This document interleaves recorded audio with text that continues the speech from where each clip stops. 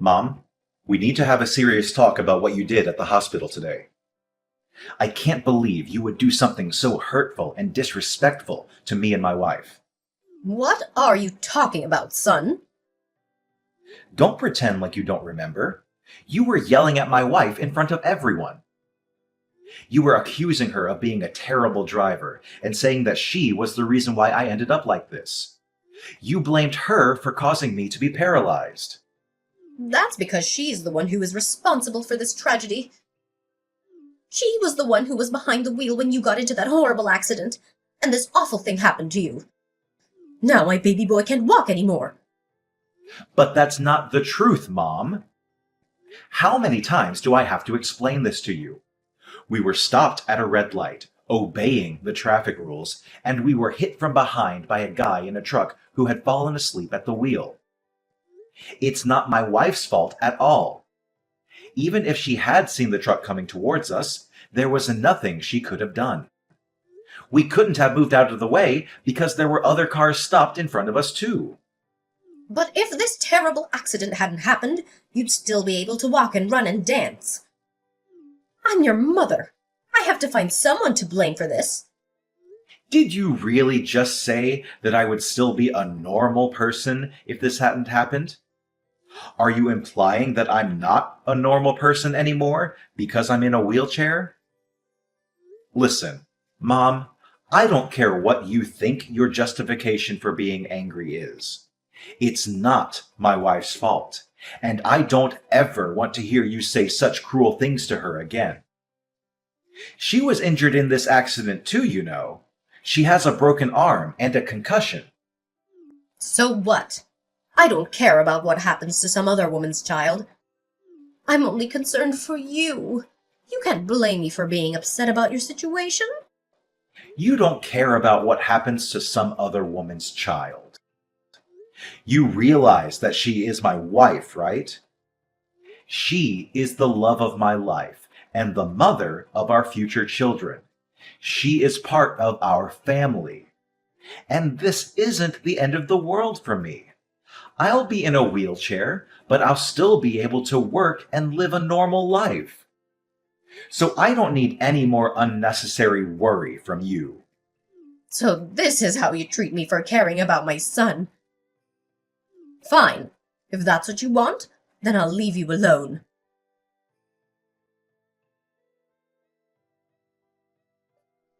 Son Tiago, I have something important to tell you. I was thinking about this a lot last night, and I came to the conclusion that it could be best for both of us if we just severed ties to each other and never spoke to each other again. What are you saying, Mom? Well, let's face it.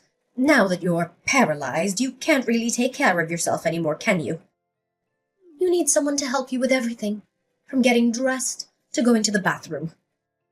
If you can't take care of yourself, how are you going to take care of me when I get older and need your assistance? Take care of you, huh? Is that what this is all about?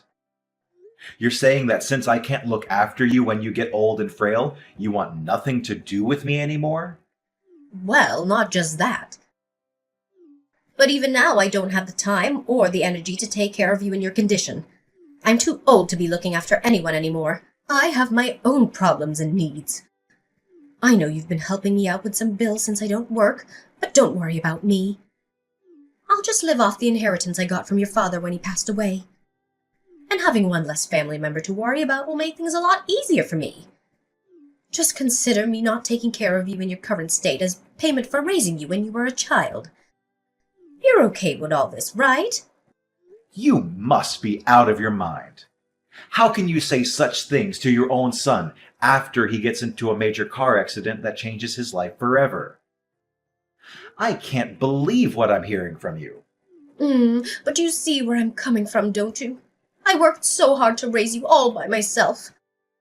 I did everything for you and gave you the best education and opportunities I could, hoping that you'd return the favor for me when I got older and needed your help. But it seems that's not possible anymore. A son can't even walk by himself is of no use to me. So please, just let me go. Let me be free from this burden. Fine, But just so I've got this straight, you're saying that you gave birth to me and raised me just so that I could take care of you when you're older? And now that I can't walk, I'm worthless to you. So you don't want to ever see me or talk to me again. Well, it sounds bad when you say it like that, but yes, this isn't my fault. Planning is the most important thing in life. I was planning for my future then, and I'm planning for my future now. I gave this a lot of thought, and this is the best decision for me. If we cut all ties to each other, I'll be fine. I can live comfortably off of my husband's inheritance. And this way you won't have to worry about looking after me when I get older or feel guilty about not being able to do so. It's a win-win situation. Look, Mom, do whatever you want. If you don't ever want to speak to me again, that's fine by me. But if you're cutting all ties to me, that means you better never contact me ever again for any reason. I know what it means. I should be telling you that. That means I don't want you stepping foot in this house again, trying to get anything that belongs to me or your dad. Starting tomorrow, we're not related anymore.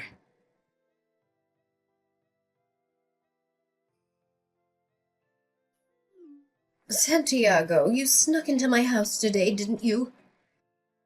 How dare you take my fridge and my TV? Return those things to me immediately. Those are mine.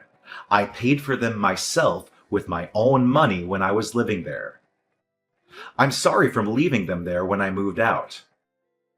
I should have taken them with me sooner. That was an oversight on my part. Sorry about that. I'm glad that spare key was still in the fake rock we hid in the garden. Oh, by the way, I put all the food from the fridge into a cooler in the garage. I suggest you eat it all before it spoils or donate it to someone who can use it. Oh, I can't believe you! How can you be so selfish and mean? Oh, wait. You're not my son anymore. Whatever. I don't care about those things. Like you said, they've been here a long time. They're old and worn out. I'll just use some of your dad's inheritance and buy new ones that are nicer and more advanced. Yeah, why not? It was only the latest model of fridge when it came out. And a 75-inch OLED 4K TV shouldn't cost you too much. Just use some of Dad's money to go get new ones. It's your money now. Do whatever you want with it. I don't need you to tell me that. But that's exactly what I'm gonna do. Don't message me anymore, and don't try stepping foot in this house again. And if you do, I'll call the cops and accuse you of breaking and entering. You were the one who messaged me first, and you were the one who cut me off from your life, remember? Of course I remember, and I don't regret it. You're no longer my son. You're just a stranger who stole my things. I didn't steal anything. Those things belong to me, Mom. Don't call me Mom. This is not you, the woman who raised me, taught me right from wrong, and supported me in everything I did. Stop babbling and never text me again.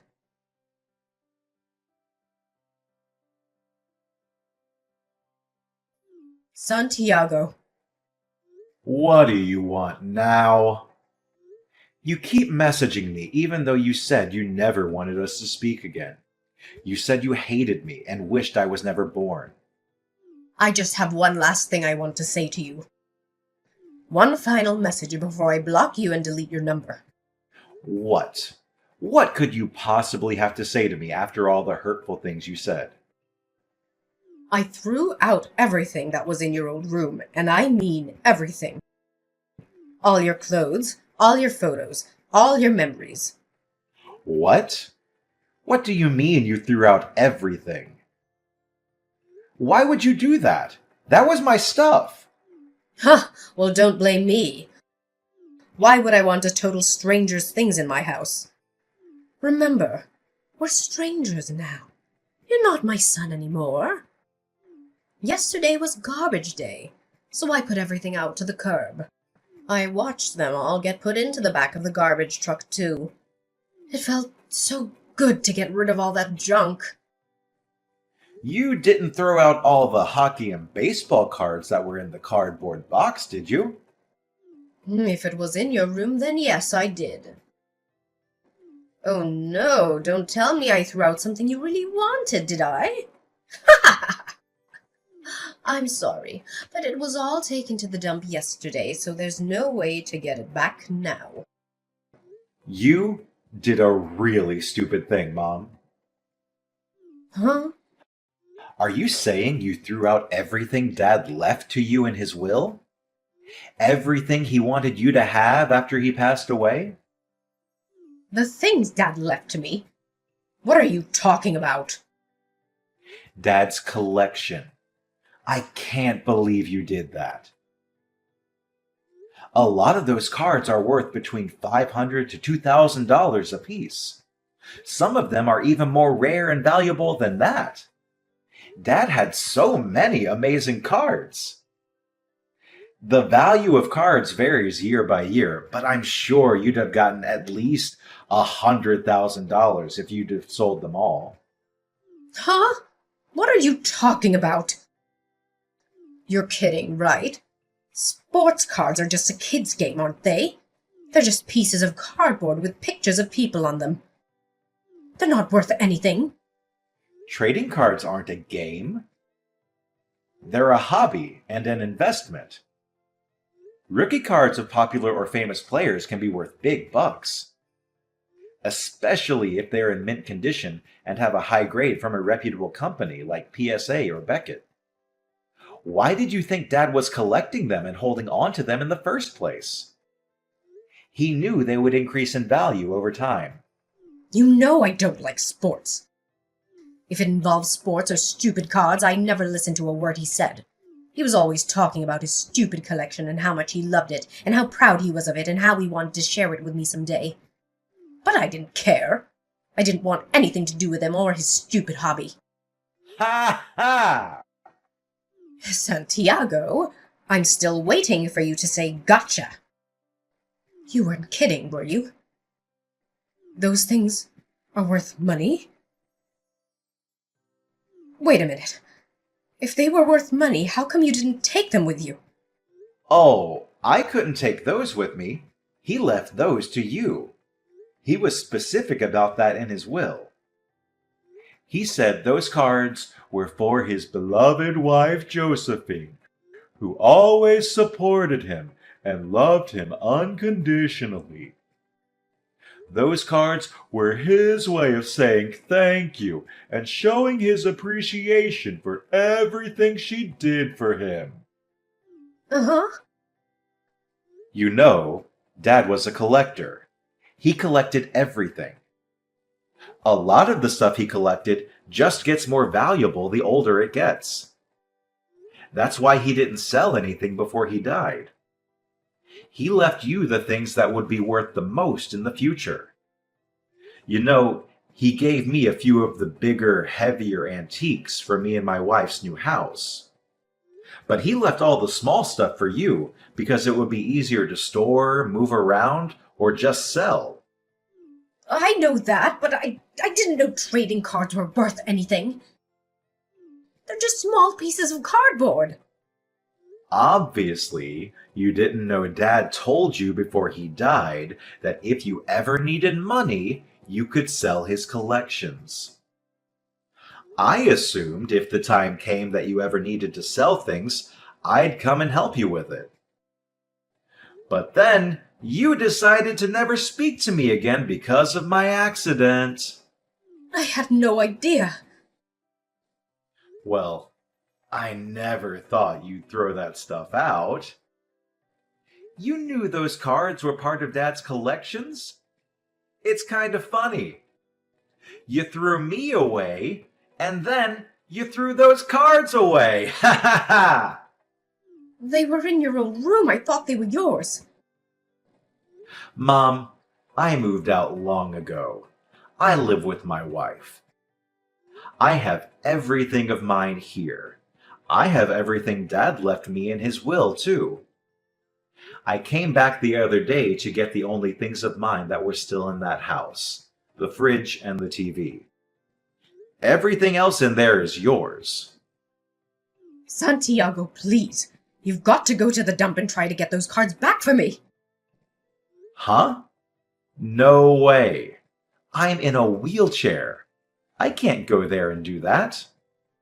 But you said they were worth over $100,000. You can probably find them if you get there right away. I can't search around a dump in a wheelchair. Besides, cards are worth money based on condition. They were probably crushed in the back of the garbage truck. I can't see them being worth anything now. The plastic card cases they were in wouldn't protect them from a garbage truck's trash compactor.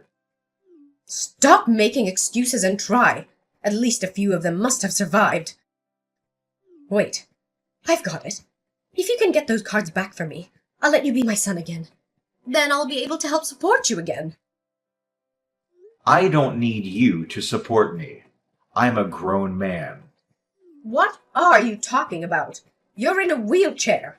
You can't do anything by yourself. I'm not by myself. I'm married. My wife is here. And you know what my job is, don't you? You know I'm a 3D sculptor. People hire me to make models and sculpt for everything from plastic miniatures for painting to scale prototypes of projects. I sit at a desk and use 3D sculpting software all day. I don't need legs to do that. There are tons of jobs where people just sit at a desk all day. I don't know why you think people in wheelchairs can't do anything. Huh? You mean even though you had a big accident and you can't walk anymore, your income isn't going to change? Exactly. You really don't know anything about me, do you? In fact, I'll be getting a big settlement from insurance for this accident I had. I'll probably never need to work again, but I will because I love my job. What? You're getting money from this accident? I didn't know all that. Well, it doesn't matter to you anyway. I'm not your son anymore. Santiago, why are you being so cold to your mom all of a sudden? Your dad died and you moved out. I'm all by myself. How about you and your wife come live with me? Come over for dinner tonight. Let's talk about it. No way. Do you think I'm stupid? Why are you saying that to me anyway? You're the one who wanted to cut all ties with me. Santiago, please. Things are really tough for me. Thinking about my future now is making me really uncomfortable. I'm not surprised. I assumed it would. That's why I put the cards in a spot you'd easily see them in case you wanted to sell them. You were the one who went on a rampage and wanted to destroy anything you thought was mine. Honestly, I don't even feel sorry for you anymore. I've got it. How about you give me all the antiques that Dad left to you? I don't care if they're big and heavy. Huh? Why would I do that? Dad left those things to me and my wife. I'm not going to get rid of them. I don't want you selling them for money. Those things are all I have left of Dad. He treasured those things, and I'm going to treasure them too. At least give me a couple of them. You don't want those old things sitting in your new house. They won't match anything. Giving them to me is your best option. Don't you think your dad would be happy too because you'd be helping me out? You just don't get it, do you? Anyway, I'm not giving you anything Dad left to me. And there's no way on earth me and my wife are going to move in with you.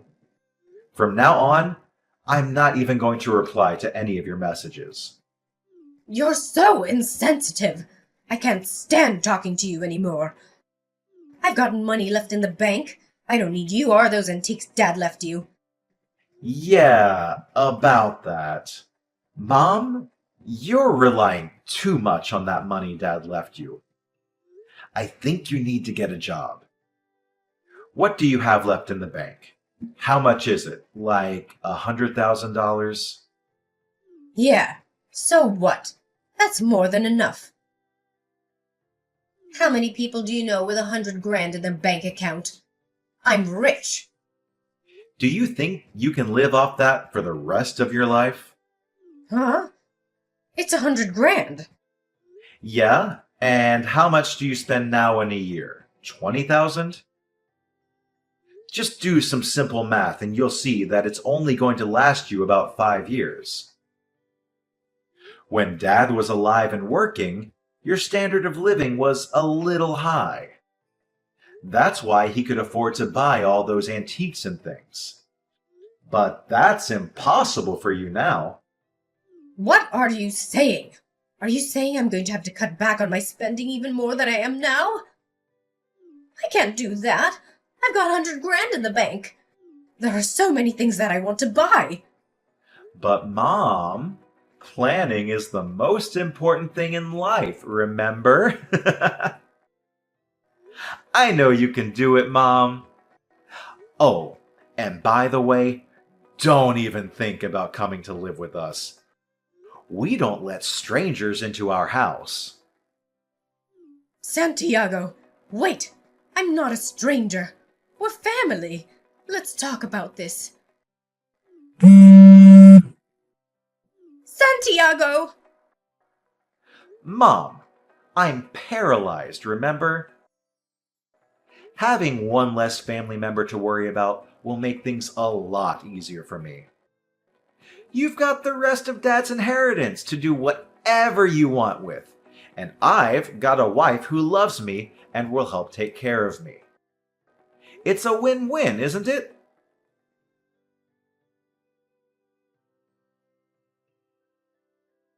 The next day, my mom rushed to the dump by herself, desperate to find the cards she had thrown away.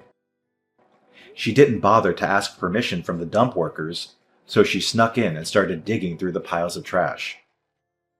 The police were called, and by the time they dragged her out of the dump, she was covered in garbage and stunk to high heaven. She looked like a madwoman, with dirt and grime all over her face and clothes. The police assumed she was off some sort of medication or something, so they brought her to my house.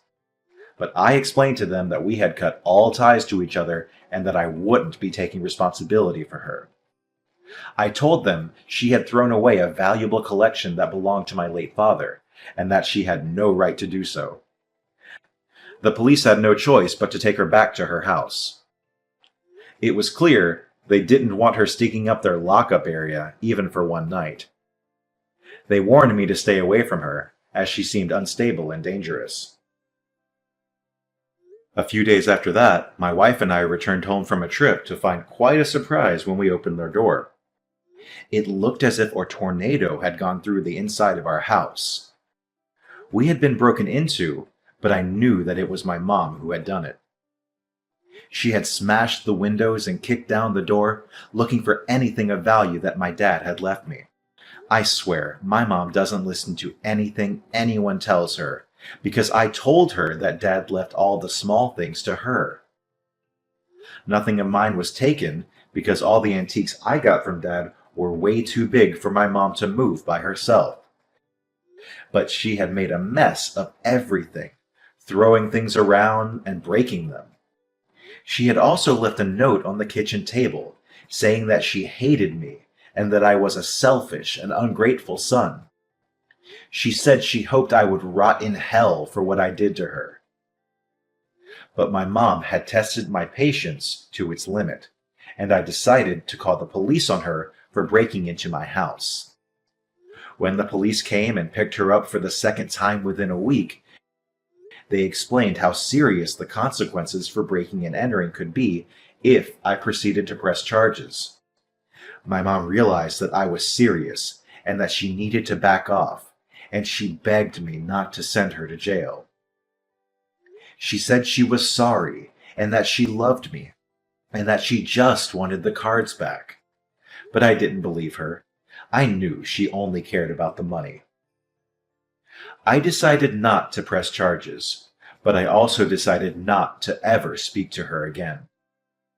It's possible that I might change my mind someday in the future, but as for now, we've put up our house for sale, and we're going to be moving away without telling her where we're moving to.